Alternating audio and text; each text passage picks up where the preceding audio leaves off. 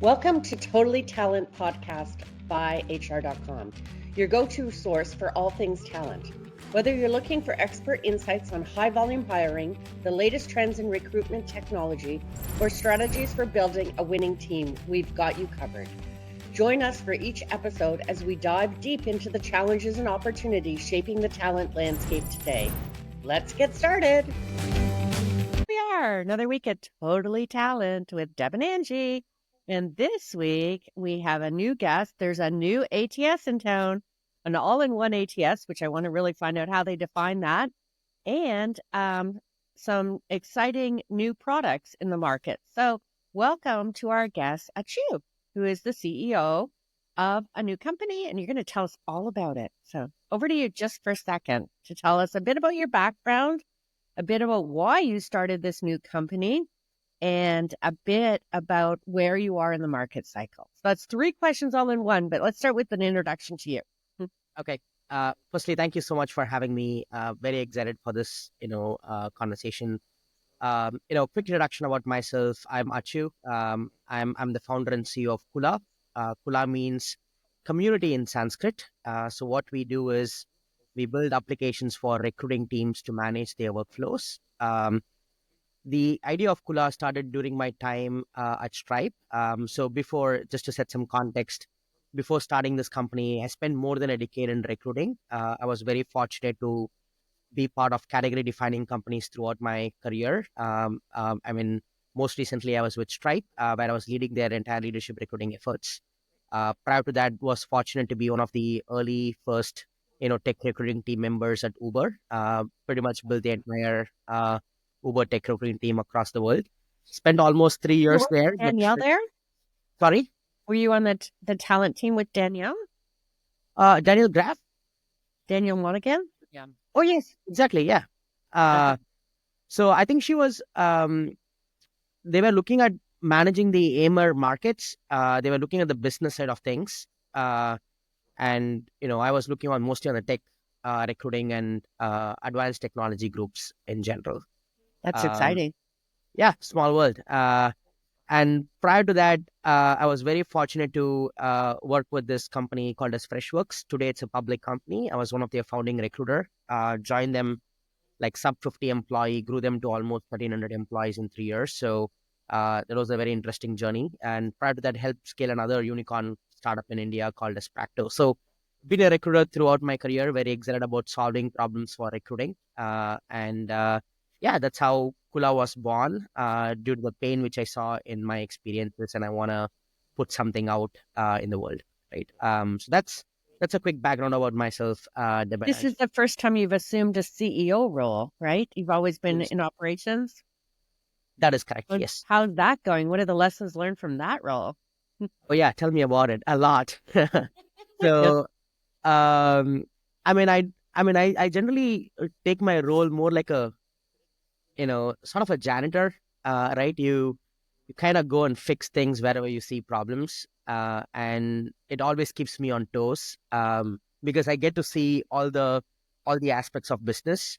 So I can identify what is working well, what are the gaps, and try to see how I can help.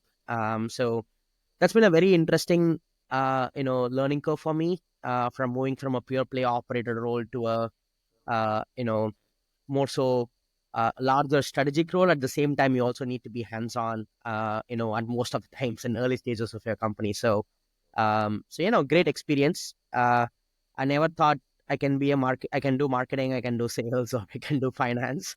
So I think the learning curve for me has been very steep, and I'm very grateful for this opportunity, to go and, learn and make sure that we build a great organization. Very good. So when did you start? Yeah. So we started Kula back in 2021, late 2021. So the idea of Kula emerged during my time at Stripe, Deb. The whole rationale behind starting this was, we wanted to grow Stripe from roughly around 1,200 employees to 5,000 employee in a span of a year. And I was sort of tasked to identify tools and systems which will help empower recruiting organizations to hit their goals. right? And that's when I sort of I spoke to all the vendors in the market to see, hey, how can we, empower our current recruiting organization, and figured out there is a very big gap, right? One of the biggest gap which I identified was most of the tools were predominantly just built for recruiter workflows.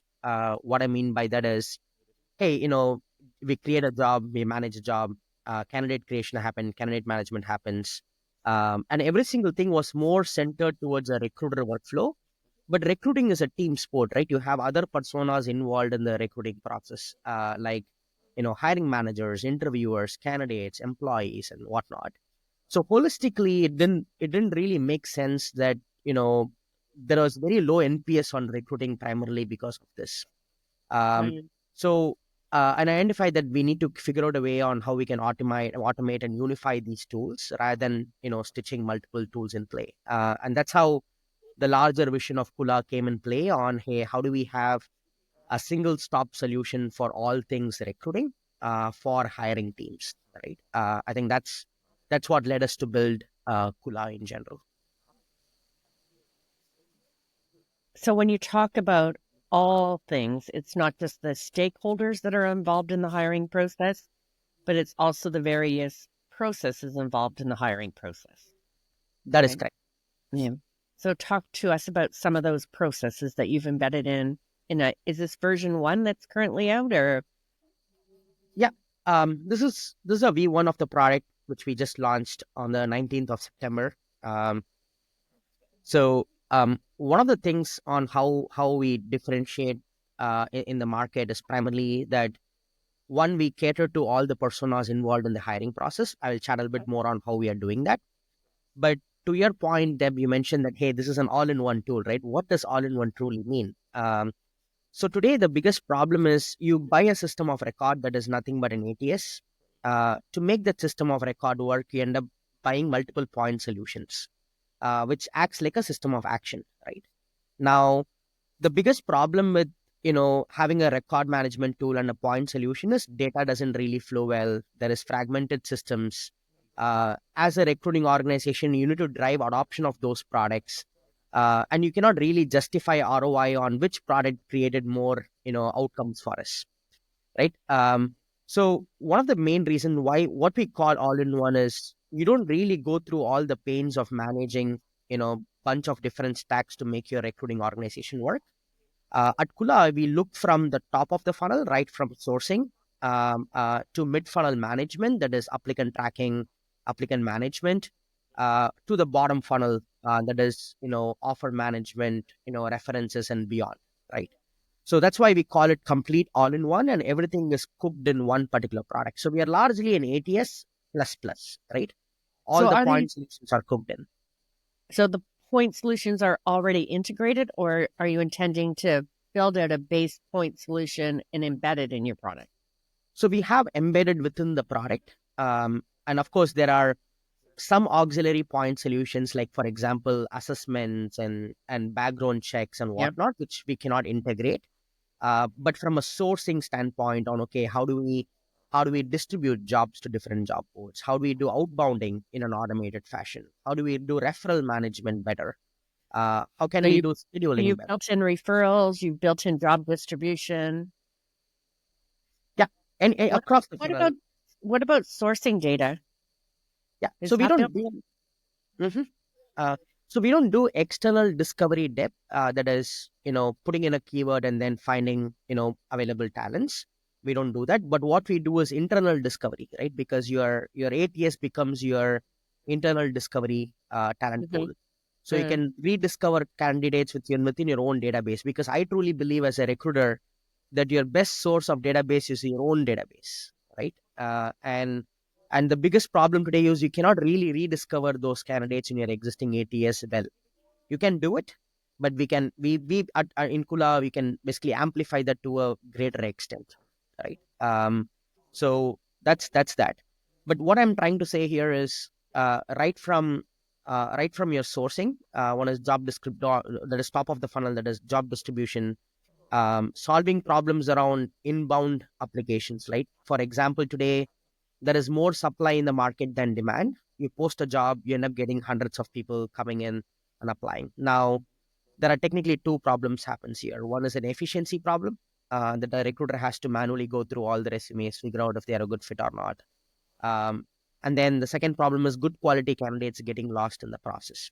So we solve for those problems within the existing product, uh, um, and and we also do outbounding capabilities and whatnot. So across the funnel, we have proprietary models built within the product, so that you don't need to buy a point solution outside. Right, everything is right built in one solution. I hope I answered that question, Deb and Angie. You did. So I think when I looked at the demo, for example, it looked like there was a bit of video interviewing with transcriptions available, feedback on the videos, all baked right into the product. So past people could see if there's multiple videos, the workflow associated with that. So that looks like it's all part of the core product. That is correct. So in the mid of the funnel, the biggest problem is two things, right? One, scheduling an interview at a faster pace. Okay. The second problem is increasing fill rate of scorecards, right? We always been in that place as a recruiter that we always have to chase interviewers to submit feedback on time. Right. So that's why we specifically took these two problems, because this is the major needle mover in terms of time to hire metric. So on the scheduling piece, we have an AI element which sort of identifies load between interviewers, figures out availability of interviewers based on a particular time zone. And you can technically just send a link to the candidate and they can automatically find the availability and book a slot, rather than, going back and forth on email and text and whatnot to sort of do the matchmaking of those interviews, right? So that's one element which is already baked in. So you don't need to buy, an external point solution which does this in a way, right? Right. Mhm. Angie, you've seen a lot more of the newer ATSs come to market. Are many of them leading with the same approach of having an all-in, including this? Yeah, that's a good question. Achu, I have not seen your ATS yet, and Yep. I'm excited to do a demo and learn a little bit more. But I think the all-in-one is something that has been a dream to many recruiters. Like, let's have a one-stop shop. And there's a Yep. lot of other ATSs, I think, that say that they do it, but they really don't. So I guess Yep. I mean, I'm going to play devil's advocate here and say, okay, so you say you're an all-in-one solution, but are you really? Because you've got other big players that say that they are and they do everything from start to finish, but something may be missing. And again, I haven't seen your tool yet. I'm anxious to learn a little bit more, but I would be curious to get your, to see what you would say about that.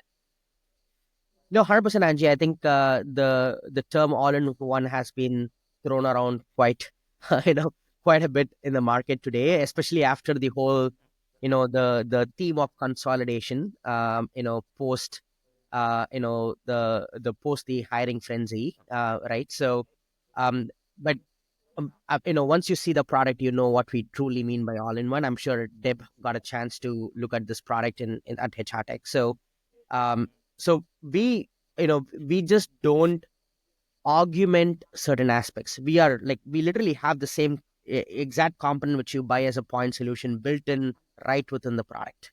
So I'll give you a classic example, right? For example, on the CRM side of things, on outbounding, today you might need to use any candidate engagement tool, which can do automation of emails or in mails and whatnot, right? That's a separate point solution. Now, all the ATSs claim that they can basically do a follow-up email, but it is not a CRM, right? So they tag that under all-in-one, calling it because it does follow-up. But what we truly do here is a proper CRM baked right within the product, so that you can do candidate engagement at scale. This is just one example. You run a sequence against a certain level of candidates? Yeah. So we have a module called as Kula flows, which helps recruiting teams to automate those touch points to candidate in a sequence. The beauty about our product is we are the only product today which can do true multi-channel engagement, right from email to LinkedIn to bunch of other channels. Right. So from the CRM, you can communicate to a candidate on their That is- LinkedIn profile? That is correct. So That's you can, great. if you If you have a LinkedIn recruiter account, we enable you to send, in-mails to candidate via your in-mail credits. If you don't have a LinkedIn recruiter account, we help you with sending connection request, so that you can start conversing with those potential prospects. And that's done directly through your ATS, right? You could set it up to send Debbie an email and then follow up 3 days later with a LinkedIn. Only if you have the LinkedIn recruiter, right? If you're going to send an email, you have to link your account, I'm assuming, correct? Exactly. Okay. That's And right. no other ATS. I don't think any other ATS does it. I know there's other marketing tools that do that we've explored, but do you also on a multi-channel Achu do SMS, WhatsApp, anything else? Yeah. So we currently don't do SMS and WhatsApp. That's our new future roadmap, which we are looking to launch in the next quarter. We currently focused on primary channels, that is email and in-mail, and LinkedIn connection request. These are the current 3 channels, but we are looking to add more channels like text, WhatsApp, even calling in the future as we go by. Great. Back to the And phone. one other question: are you catering to enterprise companies, staffing firms? I'd like to learn a little more about that. Yeah, Like, sounds who good. is your ideal client? Yeah. Sounds great.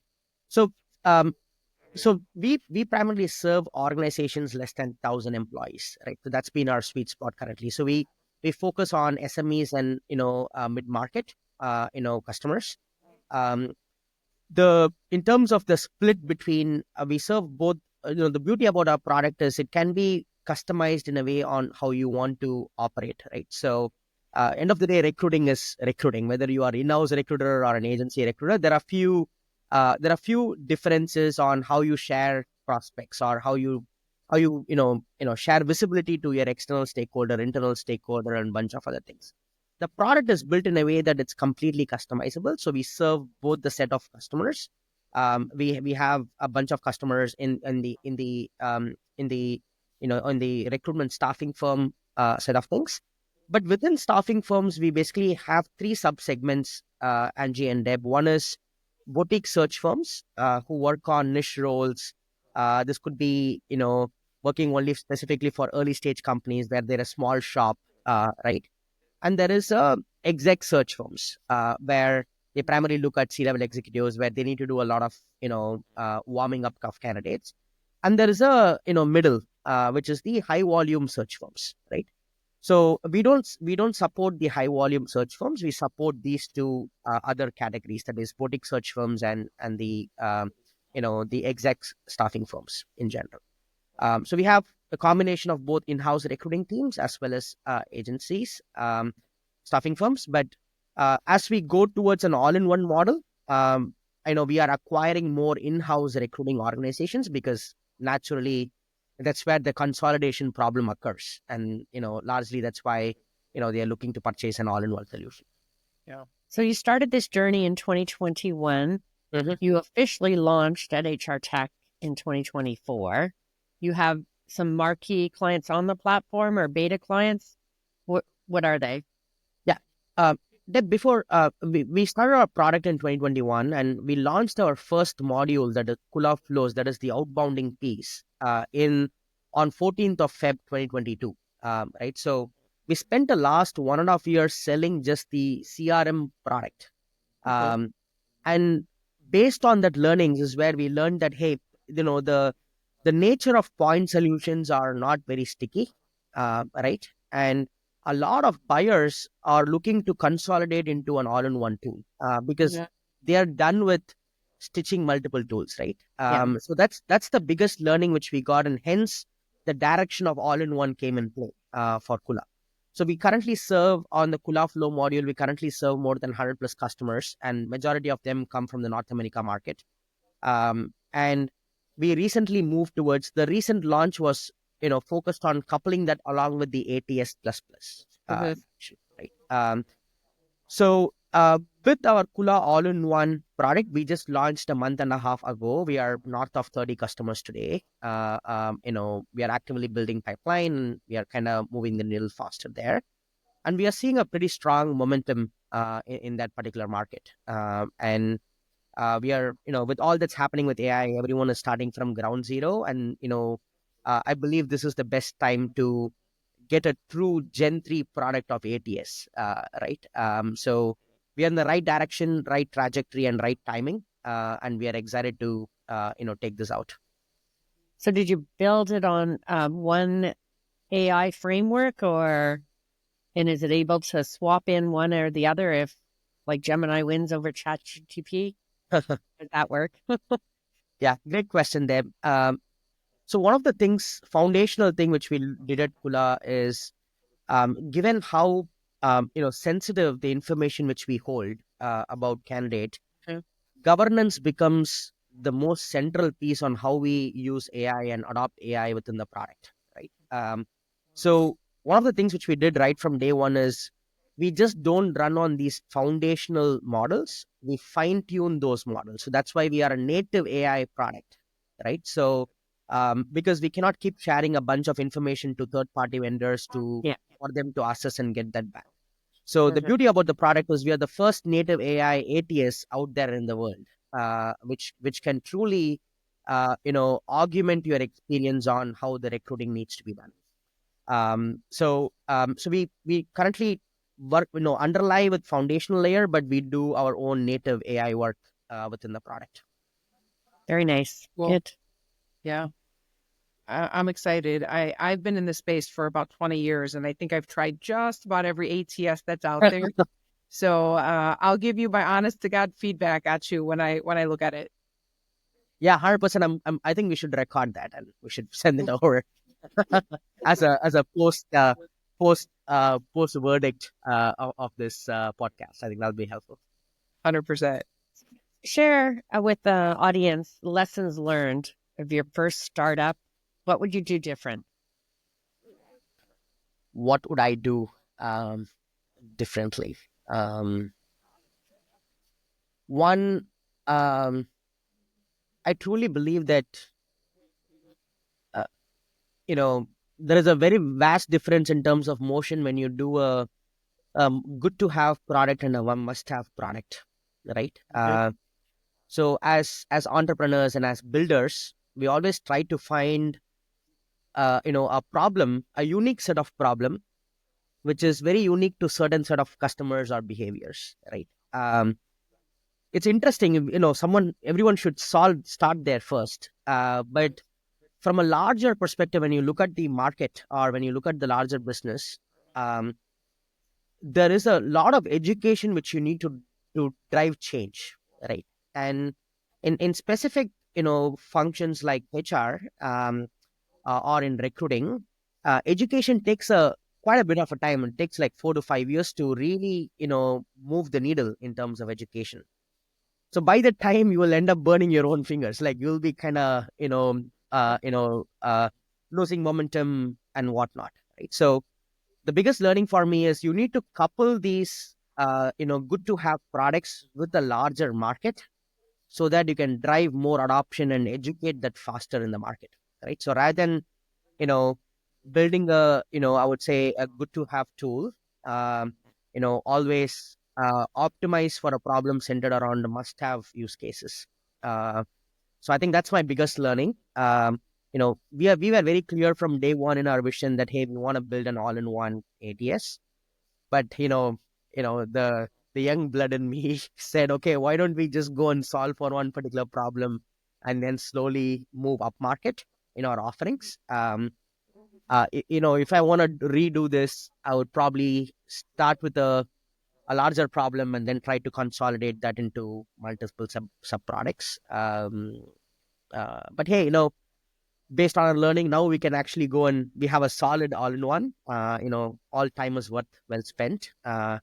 So that is one. The second one is mostly centered around more from a thesis on build versus buy, right? So especially in this era where there is a constant change is happening, where every week is a new week, right? There are new releases happening and whatnot. To keep the pace, rather than investing fully internally on building on your own, it's always good to build a small MVP on a buy solution. You can, let's say, for example, on AI, you can look at you can sort of test your models on foundational models Yep. first, put that in the market, see how people are reacting, get feedback, and then once you get some traction, build it by yourself, right? So velocity of product shipment becomes quite important, and rather than building internally, you can always choose for build versus buy approach. So you've started the company in California, but you're on this call from India. Yeah. So you've taken a cost-effective way to build out the product, I guess, with most of your development and maybe some support in India. Tell me about the size of your team for development. Yeah, great question. Our team is quite distributed, Deb. We have teams spread across Singapore, India, and in the US. Our R&D shop sits between Singapore and India. Unfortunately, India or Singapore are not any more cost effective. The cost of good, high talented engineers and high quality engineers are almost the same to a let's say, for example, a Bay Area market salary, maybe 10-20% offset. The thesis in terms of why we started investing on R&D shop here is primarily because of the availability of talent pool, right? We have abundant of talent pool here, and we want to capitalize on it. That's number one. And number two, naturally, we also have a lot of our own connections in this particular market. When you are a small company, trust becomes the first keystone, and skill becomes the secondary part, right? Skill can be learned, but trust is something which happens over time. So as an early stage company, when you are moving very fast, we want to operate on trust, and I think that gives us an edge to invest in these two markets. But for most of our GTM hires are in the US because we believe that the talent pool for the skill sets which you're looking for is abundant in those markets. So we are a company where we really value irrespective of wherever they are. We have our designer in Italy. We have our R&D person, like major R&D team in Singapore and India. We have our head of marketing, sales, everyone sitting in US. So we optimize for quality of talent so that together we can build a great company and put out a great quality product out to our customers. Very good. I love that. Mm-hmm. What are your upcoming plans for the rest of this year and going into 2025? Are you on a massive hunt for growth? Yeah, exactly, Angie. And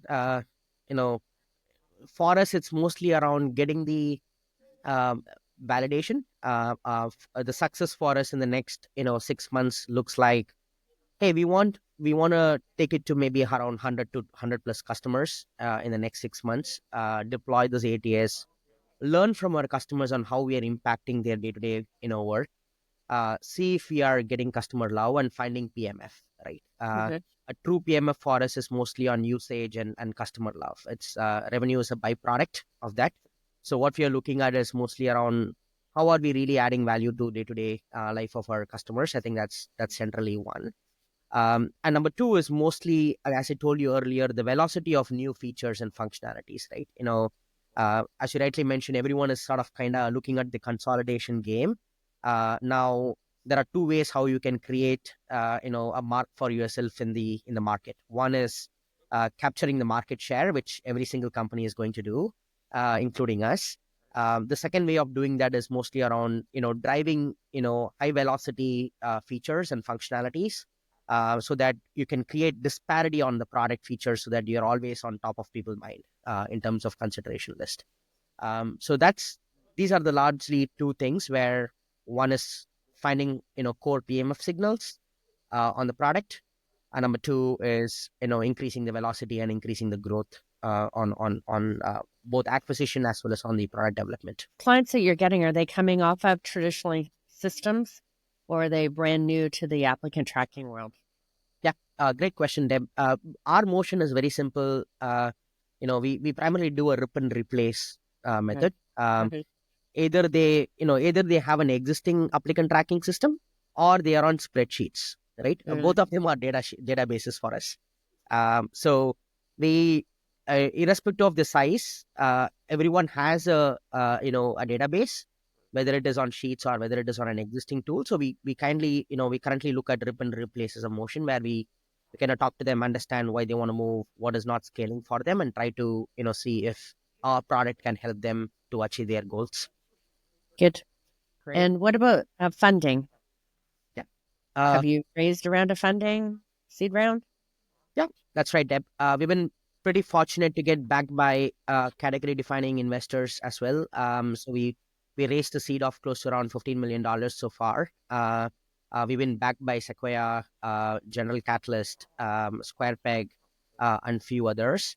So we are very excited. I think we are quite well capitalized. That's amazing. Those are very big names, high quality names.